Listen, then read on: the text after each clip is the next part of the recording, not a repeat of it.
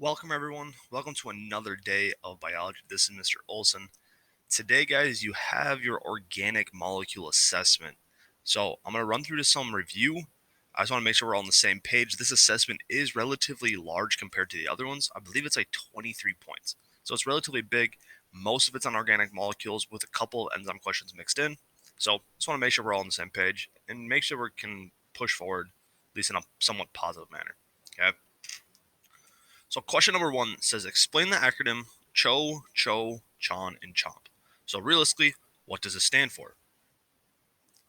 If you said that CHO stands for carbon, hydrogen, oxygen, you are 100% correct. If you said that CHON represents carbon, hydrogen, oxygen, nitrogen, correct. And if you said CHOMP represents carbon, hydrogen, oxygen, nitrogen, and phosphorus, once again, you are correct. Let's move on to the second one. What does the term monomer mean? The term monomer, if you guys remember, we talked about single pieces. So a monomer goes through polymerization, which creates a polymer. So it's a singular piece of an organic molecule. Okay.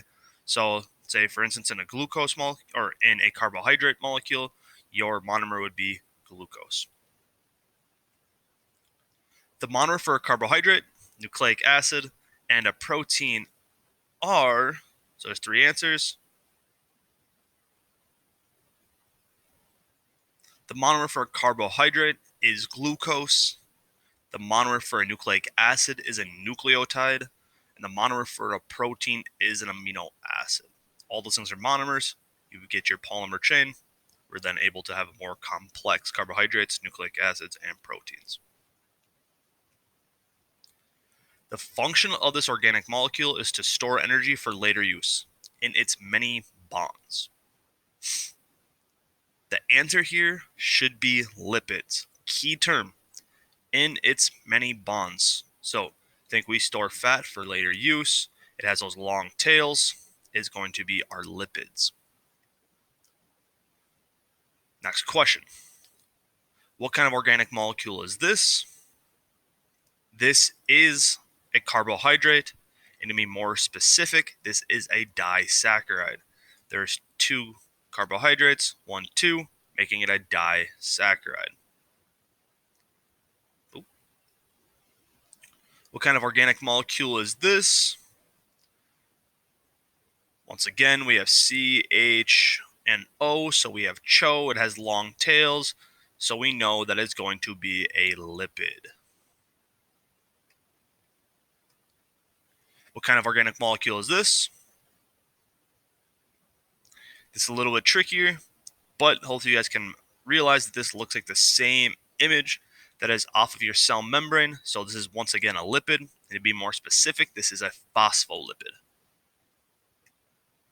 What kind of organic molecule is this? This is a protein. And to be more specific, this is a singular amino acid. And a lot of your images, the CH2OH here is not there. Instead, it just has an R.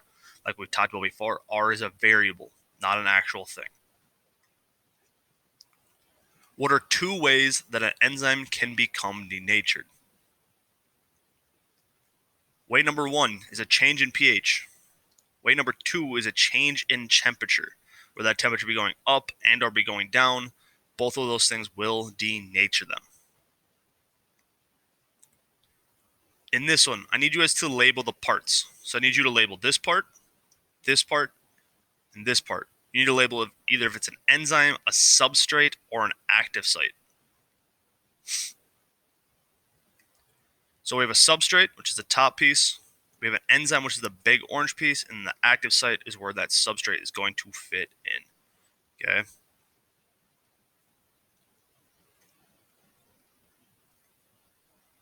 And that is the end of today's review. If you guys have any questions, concerns, issues, anything like that, please reach out to me. You guys have the assessment today and the project. Make sure you guys read the project's